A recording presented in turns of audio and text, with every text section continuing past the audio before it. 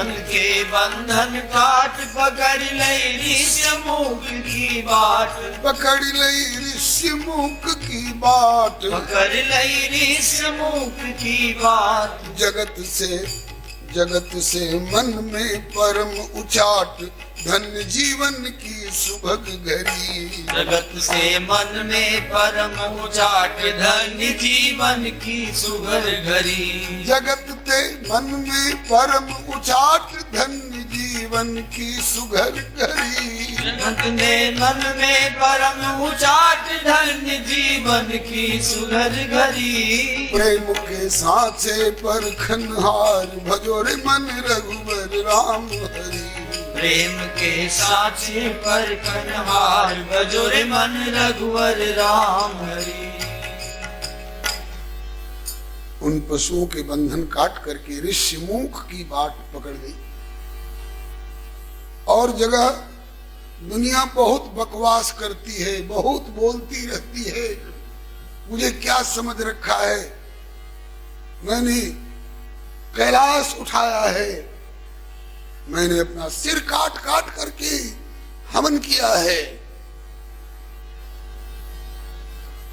ऐसे बोलने से तो अपना नुकसान है। इसलिए ऋषि लोग क्या करते हैं, ऋषि लोग पहले तो पांडित्य अर्जन करते हैं, विद्वत्ता, और उस पांडित्य के माध्यम से अपने को समझ लेते हैं कि हम कौन हैं और हमारा कौन है, उस परमात्मा को समझ लेते हैं। उसके बाद जगत से मूक हो जाते हैं। क्या बोलना दुनिया से। श्री हरे नमः। पांडित्यम विहाय मौनम भवति, और मौनम विहाय बाल्ये तिष्ठति, और फिर अंत में बाल्यम विहाय येन केन स्यात्। यही विधि है ऋषियों की। तो जिस जंगल के ऋषि लोग दुनिया की ओर से मूक और परमात्मा के गुणगान में मुखरित हो, ऐसे संतों के पास चलना चाहिए। चलती चलूं रात भर चली सबरी, इतनी दूर चली जाऊं कि कोई मुझे और मेरे पैर के चिन्ह को ट्रैक पहचानने वाले शिकारी लोग बहुत खोज करते हैं और पहचानते हैं। देखो, इधर से बाघ गया है, उसके पंजा की छाप है, इधर से भालू गया है, उसके पंजा की छाप है। ऐसे कोई ये भी न खोज सके कि इधर से बेटी सबरी गई। इतनी दूर चली जाऊं कि कोई मेरी छाया को भी न खोज सके। अगर खोज लेंगे तो फिर बांध देंगे संसार के खूंटे से, जन्म मरण के गर्त में डाल देंगे,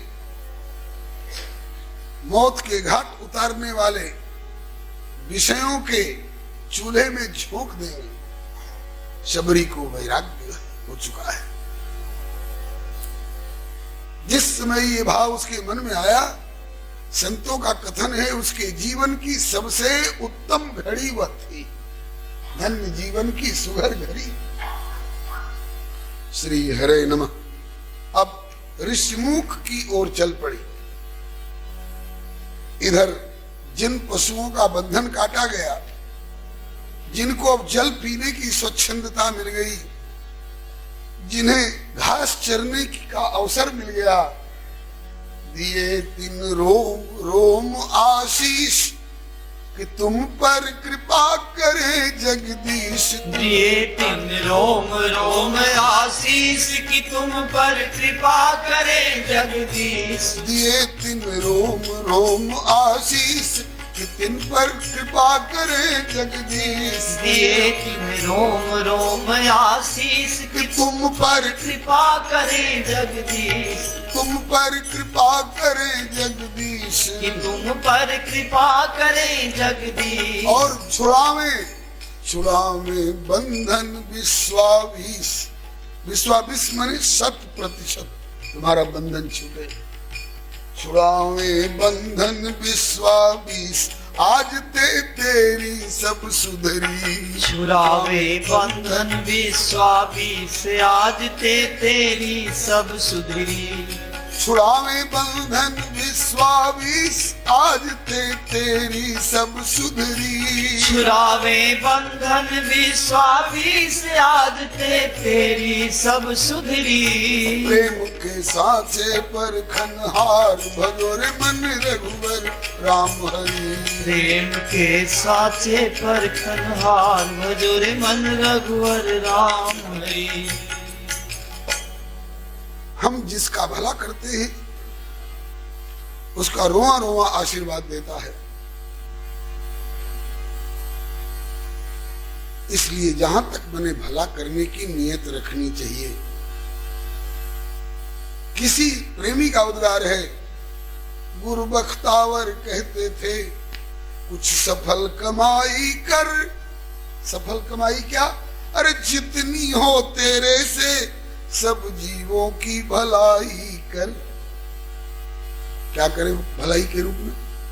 बोले भूखा आ जाए तो भोजन करा दो, प्यासा मिल जाए तो पानी पिला दो, रोगी मिल जाए तो औषधि दो, नंगा मिल जाए तो वस्त्र दो। लेकिन ये सब भलाई जो है ये साधारण भलाई है। एक दिन किसी को रोटी खिला देंगे तो क्या हो, उसे भगवान मिल जाएंगे, उसका भवबंधन छूट जाएगा। मान लीजिए सही भलाई का क्या स्वरूप है। इस संदर्भ में संतों का कथन है, आपके प्यारे बेटे इकलौते अथवा दामाद इकलौता, उसको सजा सुना दी गई है कि परसों इसे फांसी पर चढ़ा दिया जाएगा। आप उसका भला करना चाहते हैं, क्या भला करिएगा? संसार का सबसे कीमती कपड़े का सूट सिलाकर पहरा दीजिएगा तो उसकी आत्मा सुखी हो जाएगी। संसार का सबसे कीमती और स्वादिष्ट भोजन करा दीजिएगा तो उसकी आत्मा सुखी हो जाएगी। सोना चांदी हीरा मोती से मढ़ दोगे तो क्या उसकी आत्मा सुखी हो जाएगी? तुम्हारे जिम्मे भारत ही नहीं सारे संसार भर का तख्त ताज लिखा पढ़ी के साथ कर दिया जाता है तुम्हारे नाम से, तो क्या उसकी आत्मा सुखी हो जाएगी? जिसको परसों फांसी पर लटकाया जाने वाला है, उसकी तो सबसे बड़ी भलाई अभी इसी में है कि उसे उस फांसी के तख्ते से हटाओ। फांसी के तख्ते से बचा सको तो बचाओ, और सब खिलाना और पहराना और क्या क्या ये सब गौण है।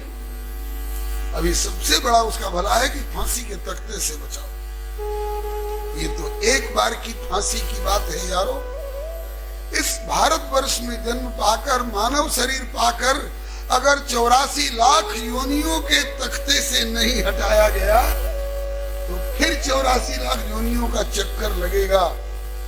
इसलिए भलाई की दिशा में संतों से सुना है, सदग्रंथों से पढ़ने सुनने समझने को मिला है, सबसे बड़ी भलाई है आप उसका सबसे बड़ा भला करते हैं जिसको 84 लाख योनियों के जन्म मरण के चक्कर से छुड़ाकर प्रभु के चरणों में पहुंचा देने वाला मार्ग दिखाते। सबसे बड़ा भला यही है। आज शबरी ने उन जीवों का भला किया लौकिक स्तर पर, उन जीवों की आत्मा और उनका रोम रोम आशीर्वाद देता गया, बेटी जैसे तुमने हमारा बंधन काटा है गले का, ऐसे तुम्हारा काल कर्म गुण स्वभाव की 4 डोरियां काट करके इन 4 डोरियों में हर जीव बंधा हुआ है। फिरत सदा माया कर प्रेरा, काल कर्म स्वभाव गुण घेरा। इनसे छुड़ाओ, भगवान तुमको इनसे छुड़ावे। आशीर्वाद देते हुए कुलाचे भरते हुए वे जीव वो तो अपने अपने ठिकाने पहुंचे। इधर शबरी रात भर चली, अगले दिन में भी चली और इतनी दूर पहुंच गई, 50 कोस कहूं कि सैकड़ों कोस कहूं, अपने जन्मभूमि के क्षेत्र से पहुंच गई मुनि मतंग के देश। मतंग ऋषि, उनका नाम मतंग क्यों है? श्री राम प्रेम में उनके अंग अंग मत रहते, सुतीक्ष्ण जी की तरह, श्री चैतन्य महाप्रभु जी की तरह, श्री मीराबाई की तरह। राजवंश की रानी पी गई एक बूंद इस रस का। मीरा राजवंश की रानी पी गई एक बूंद इस रस का। आधी रात चली महलों से, मनवा रहा न बस का। गिरधर की दीवानी मीरा, ध्यान छुटा अपजश का। वृंदावन में मस्त डोलती, लगा नाम रस चस्का, लगा प्रेम रस चस्का, लगा भक्ति रस चस्का। शबरी पहुंच गई मुनि मतंग के देश। देश में तो पहुंच गई, लेकिन होए किम आश्रम माही प्रवेश। पहुंच गई मुनि मतंग के देश, होए किम आश्रम माही प्रवेश। पहुंच गई मुनि मतंग के देश, होए किम आश्रम माही प्रवेश। पहुंच गई मुनि मतंग के देश, होए किम आश्रम माही प्रवेश। होए किम आश्रम माही प्रवेश। होए किम आश्रम माही प्रवेश। हृदय में नहीं कपट को लेश, सुमति प्रभु सेवा माई ढरी। हृदय में नहीं कपट को लेश, सुमति प्रभु सेवा माही ढरी। हृदय में नहीं कपट को लेश, सुमति प्रभु सेवा माही ढरी। हृदय में नहीं कपट को लेश, सुमति प्रभु सेवा माही ढरी। प्रेम के साचे पर खनहार, भजोरे मन रघुवर राम हरि। प्रेम के साचे पर खनहार, भजोरे मन रघुवर राम हरि। मतंग जी के प्रदेश में पहुंच गई, ऋषिमुख के आसपास। आश्रम में प्रवेश कैसे हो? आश्रम में प्रवेश किस लिए? बोले सेवा के लिए। हमने कई विद्यालयों में देखा है, लिखा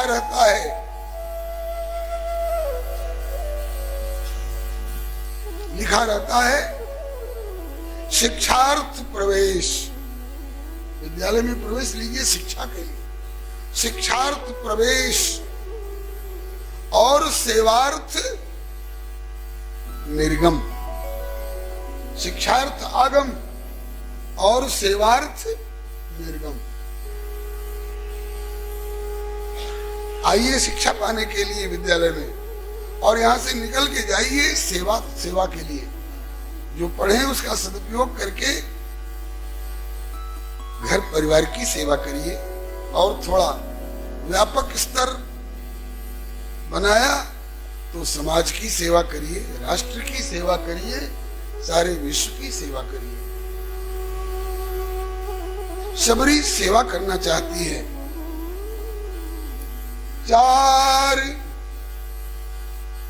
चार वेद, 6 शास्त्र और बाहर के भी और भी जितने धर्म ग्रंथ हैं और जितने सतपंथ हैं, सब 3 बात के ऊपर ज्यादा जोर देते हैं। इस 3 में किसी का विरोध नहीं है। किसका? बोले ग्रंथ पंथ सब जगत के, ग्रंथ पंथ सब जगत के, यही बात बतावत 3। क्या नोट करिए, जीवन का सदुपयोग। ग्रंथ पंथ सब जगत के, बात बतावत 3। राम हृदय मन में दया, और तन सेवा में लीन। हृदय में प्रभु विराजमान हो, उनकी स्मृति बनी रहे, और दुखी जीवों के प्रति दया का भाव बना रहे, और तन से, मन से, धन से, वचन से प्रभु ने हमको जिस लायक बनाया हो उसके द्वारा सेवा करो। तन पवित्र सेवा किए, तन पवित्र सेवा किए और धन पवित्र किए दान, और मन पवित्र हरि भजन से होय त्रिविध कल्याण। शबरी सेवा करना चाहती है, सेवा कैसे करेगी? किसी महात्मा के चरण दबा नहीं सकती है, नारी शरीर है, भील जाति की है, सबर जाति की, पानी भर के लाके यहां दे नहीं सकती। हमारा छुआ हुआ पानी पता नहीं ये लोग पिएंगे कि नहीं पिएंगे, तब क्या करें? वो कौन सी सेवा करें? हृदय में कोई कपट नहीं है, दुनियादारी का कोई स्वार्थ नहीं है, विशुद्ध पारमार्थिक सेवा की भावना है। तो कुछ सेवाएं ऐसी हैं जो किनारे किनारे से भी की जा सकती हैं और स्वीकार हो सकती हैं। क्या क्या? करे दोना पत्तल तैयार, दिन भर वृक्षों से पत्ते तोड़ती और उनमें सीख लगा लगा कर जोड़ जोड़ करके पत्रावली तैयार करती, पत्तल दोना तैयार करती, संतों के काम में आते हैं। करे दोना पत्तल तैयार, फूल फल समिधा धरे संहार। करे दोना पत्तल तैयार, फूल फल समिधा धरे संहार। करे दोना पत्तल तैयार, फूल फल समिधा धरे संहार। करे दोना पत्तल तैयार, फूल फल समिधा धरे संहार। और रात में पहुंच कुटी के द्वार, जब सब सो रहे हों, ताकि कोई ये न सोचे कि सवेरे सवेरे कौन हमारे सामने आ गया, सवेरे सवेरे किसका चेहरा दिखाई पड़ गया, क्यों इसकी छाया मेरे ऊपर पड़ गई, ऐसा किसी को टोकने का भी अवसर न दिया जाए। फूल फल करे दोना पत्तल तैयार, फूल फल समिधा धरे संहार। करे दोना पत्तल तैयार, फूल फल समिधा धरे संहार। दोना समझते ही हैं, पत्तल समझते हैं, फूल भी समझते हैं, फल भी समझते हैं। समिधा, समिधा उस लकड़ी को कहते हैं जो हवन के काम में सूखी लकड़ी आएगी, अथवा संतों के ईंधन के रसोई बनाने के काम में आवेगी। ये सब सामग्री हम दिन भर जुटावें और रात्रि में आज अमुक संत की कुटिया पर, कल उनकी कुटिया पर, परसों उनकी कुटिया पर लेकर पहुंचा देंगे, तो संतों को इसके लिए बन बन भटक भटक करके संग्रह करने का कष्ट उठाना नहीं पड़ेगा। और अगर स्वीकार कर ली ये सेवा, तो मेरे हाथ धन्य हो जाएंगे, मेरे जीवन की वह घड़ी धन्य हो जाएगी। और जिनको सेवा स्वीकार हुई और मेरी इस सेवा से जिन जिन के आत्मा को प्रसन्नता हुई, उन आत्मा में बैठे हुए मेरे अंतर्यामी परमात्मा प्रसन्न हो जाएंगे। केवल मंदिर में बैठे हुए ठाकुर ही ठाकुर नहीं है, यह भी ठाकुर है, लेकिन ये चलते फिरते ठाकुर लोग हैं। मतंग जी जैसे ऋषि, अगस्त्य जी जैसे मुनि, ये सब ऋषि लोग चलते फिरते मंदिर हैं, इनके हृदय में प्रभु विराजमान होते हैं। इसलिए अगर इनने सेवा स्वीकार कर ली, मेरी सेवा से इनको प्रसन्नता हुई, अस्पताल में रोगी तड़प रहा है और उसको हमने थोड़ी सी सेवा के द्वारा राहत प्रदान की, औषधि के द्वारा, सेक पट्टी के द्वारा, तो उस रोगी की आत्मा संतुष्ट हुई। और रोगी की आत्मा संतुष्ट हुई तो उस आत्मा में बैठा हुआ मेरा आराध्य अंतर्यामी परमात्मा प्रसन्न हुआ। यह भी इस वैकुंठनाथ की ही सेवा मानी जाएगी। यह भी गोविंद भवन में विराजमान गोविंद की ही सेवा मानी जाएगी। प्रभु की सेवा कहीं भी कर सकते हैं। महाराष्ट्र को गौरवान्वित करने वाले संत एकनाथ जी ने गंगोत्तरी से लाया हुआ जल रामेश्वरम भगवान को चढ़ाने के लिए ले जा रहे थे। करीब पर पहुंचने वाले थे रामेश्वरम के, प्यास के मारे तड़पते हुए छटपटाते हुए गधे को देखा और कहा कि रामेश्वर भगवान इस गधे के अंतःकरण में बैठकर मुझसे जल की याचना कर रहे हैं। गर्मी के दिन में प्यास के मारे छटपटाते हुए उस गधे को एकनाथ जी ने जल पिला दिया और उन्हें मत्था ठोका, रे राम राम। गंगोत्तरी से ढोकर लाया हुआ जल, कितना मूर्ख है ये एकनाथ, गधे के ऊपर डाल दिया।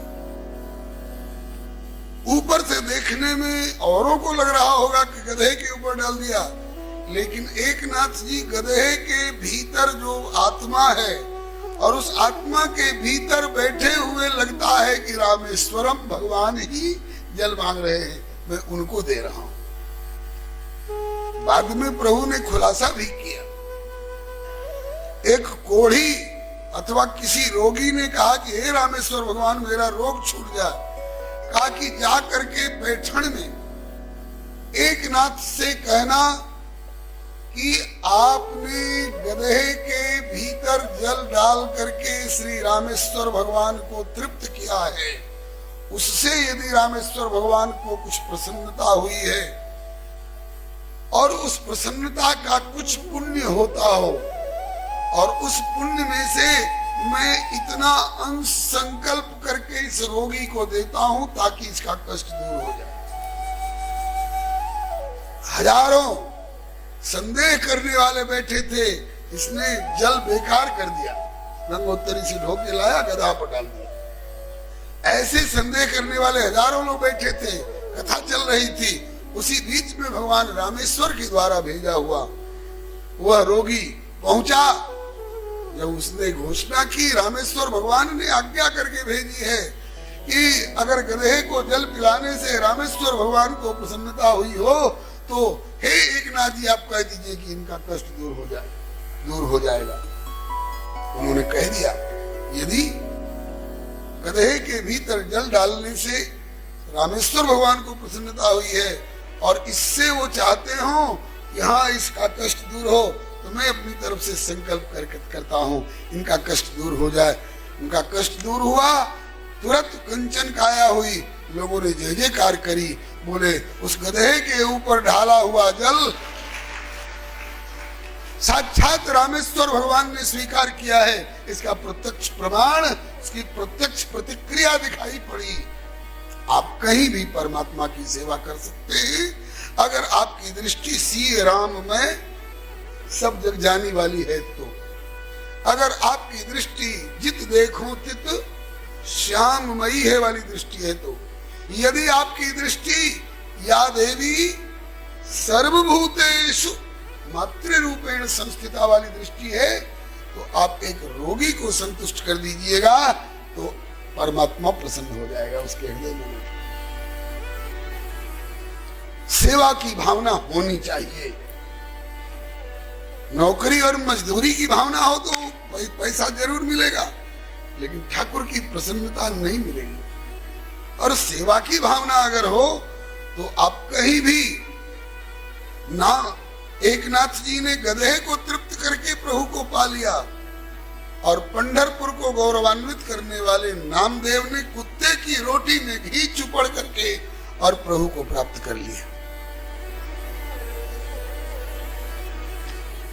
आज सबरी की यह सेवा भावना कि किंचित भी सेवा स्वीकार हो गई इन संतों के द्वारा, तो सुना है कि गर्भवती माँ जिसके गर्भ में बच्चा है, हम चाहते हैं कि इसके गर्भ का बच्चा संतुष्ट हो, पुष्ट हो, तो क्या बच्चे के मुंह तक हम अभी पेट में है, क्या खुराक पहुंचा सकते हैं? हाथ पहुंचा सकते हैं? नहीं पहुंचा सकते। उस बच्चे को संतुष्ट पुष्ट करना हो तो क्या करना होगा? बोले कि उस माँ को ही खिलाओ। रिच डाइट, उत्तम आहार उस माँ को दो तो माँ के खाए हुए से गर्भ का बच्चा भी तुष्ट होगा, पुष्ट होगा। इसी तरह से मतंग जी सरीखे संत, श्री चैतन्य महाप्रभु जी सरीखे भक्ताग्रगण्य और आचार्य चरण, श्री स्वामी रामकृष्ण देव परमहंस जी सरीखे महानुभाव, श्री हनुमान जी सरीखे भक्ताग्रगण्य, ये गर्भवती सुंदरी हैं और इनके हृदय में विराजमान रहने वाले प्रभु गर्भगत बालक हैं। इनकी सेवा से उनको प्रसन्नता हो जाती है और उनकी तुष्टि पुष्टि हो जाती है। शबरी का यही भाव है। इसलिए करे दोना पत्तल तैयार, फूल फल समिधा धरे संहार। करे दोना पत्तल तैयार, फूल फल समिधा धरे संहार। रात में पहुँच कुटी के द्वार, वस्तु सब सेवा माही धरी। रात में पहुँच कुटी के द्वार, वस्तु सब सेवा माही धरी। रात में पहुँच कुटी के द्वार, वस्तु सब सेवा माही धरी। रात में पहुँच कुटी के द्वार, वस्तु सब सेवा माही धरी। प्रेम के सांचे पर खनहार, भजोरे मन रघुवर राम हरि। प्रेम के सांचे पर खनहार, भजोरे मन रघुवर राम हरि।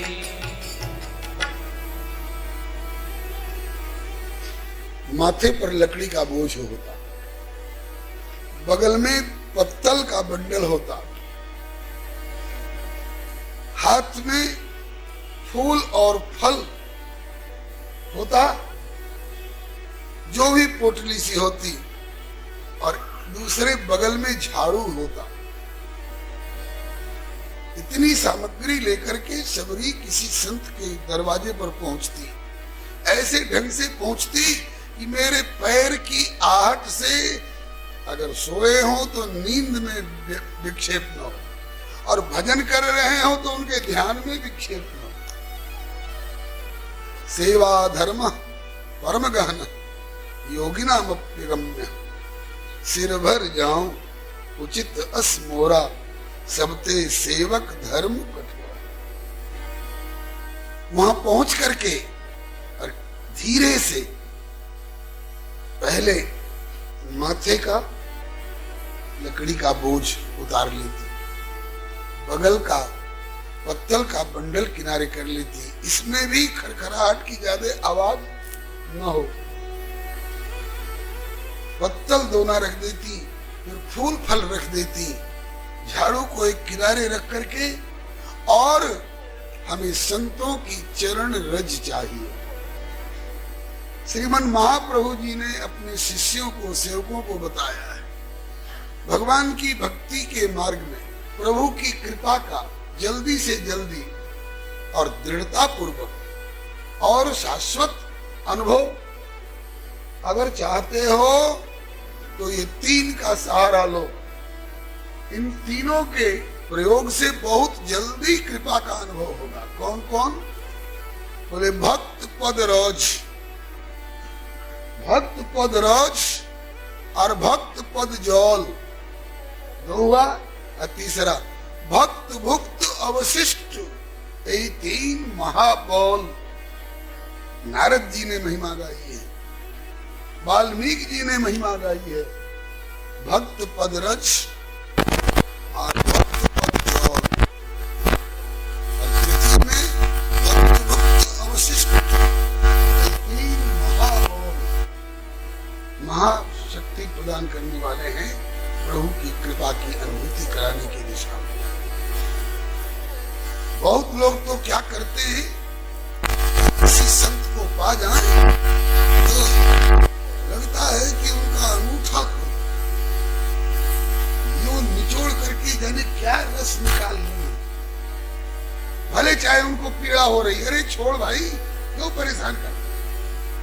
नहीं, अगर इससे उनको परेशानी होती हो तो हम ऐसा नहीं करें। हमें भक्त पद रज ही तो चाहिए। रज के लिए उनके चरण को हम क्यों चूसे और निचोड़े?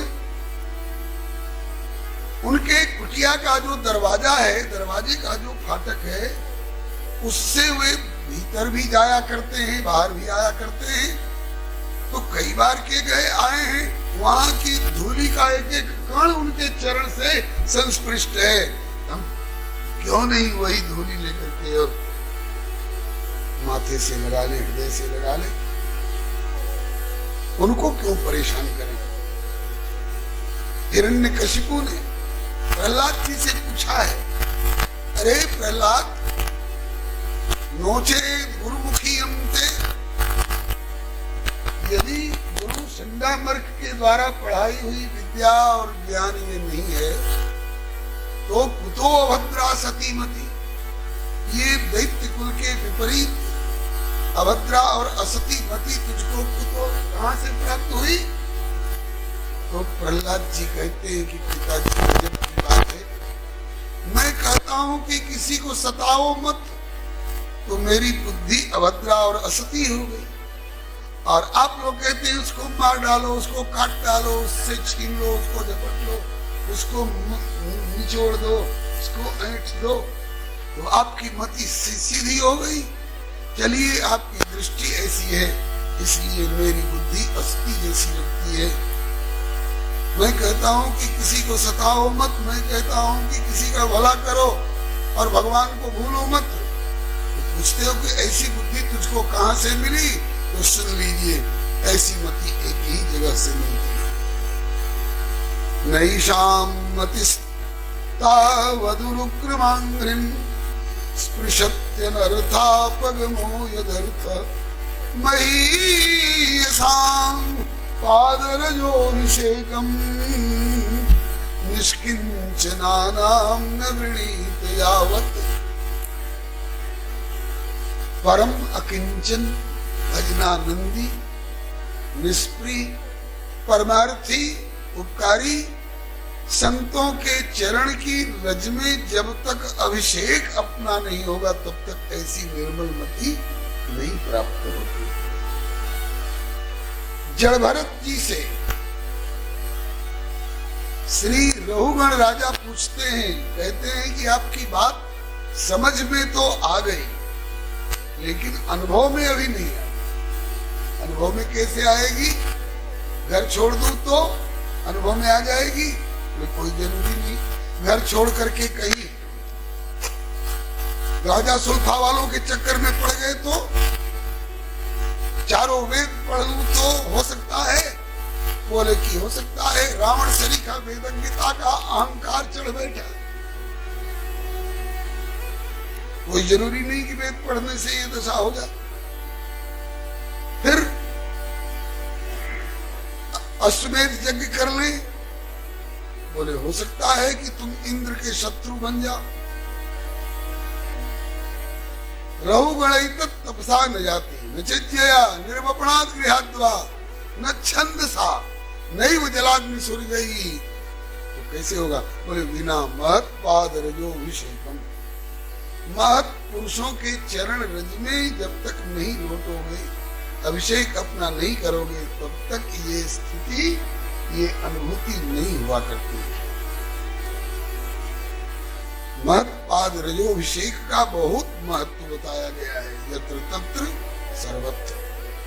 शबरी ने सोचा कि उन संतों के चरणों के निकट पहुंच करके उनके तलवे पूछ करके हमको तो मिलेगा नहीं, हमको अछूत समझते होंगे ये लोग, तो कैसे मिलेगा?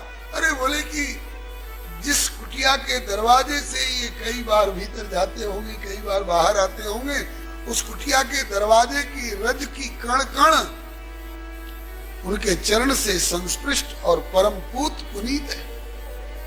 बस सबरी द्वार से लकड़ी धर चुकी, दोना पत्तल धर चुकी, फूल फल रख चुकी, अब माथा टेक चुकी, और द्वार से भरी भाव भरपूर उठा के मुनि चरणन की धूल। द्वार से भरी भाव भरपूर उठा के मुनि चरणन की धूल। द्वार से भरी भाव भरपूर उठा के मुनि चरणन की धूर। द्वार ते बलि भाव भरपूर उठा के मुनि चरणन की धूल। लगा अंग अंग से दूर ही दूर लहे संजीवन मूर जड़ी। लगा के अंग से दूर ही दूर लहे संजीवन मूर जड़ी। लगा अंग ते दूर ही दूर लहे संजीवन मूर जड़ी। अंग से दूर ही दूर रहे संजीवन मूर जड़ी। प्रेम के साचे पर खनहार भजोर मन रघुवर राम। प्रेम के साचे पर खनहार भजोर मन रघुवर राम हरि।